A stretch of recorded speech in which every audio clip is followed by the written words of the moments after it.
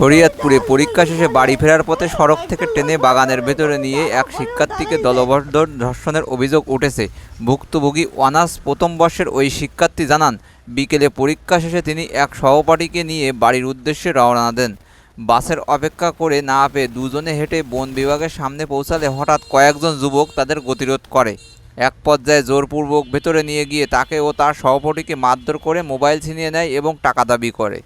টাকা দিতে অস্বীকার করলে তার সহপাঠীর গলায় ছুরি ধরে তাকে বন বিভাগের ভেতরে নিয়ে ৩ যুবক পালাক্রমে ধর্ষণ করে বলে অভিযোগ করেন তিনি। পরে ২ ঘণ্টা আটক রেখে ভয়ভীতি দেখিয়ে তাদের সড়কে ছেড়ে দেয় অভিযুক্তরা। ঘটনার পর স্থানীয় বাসিন্দা শাহাবুদ্দিন প্রথমে তাদের দেখতে পান। তিনি বলেন, এক মেয়েকে কয়েকজন যুবক নিয়ে আসছিল, কেউই যেতে মেয়েটিকে ভয়ে কথা বলতে পারছিল না। পরে বিষয়টি বুঝতে পেরে ওদের ধরতে গেলে তারা পালিয়ে যায়।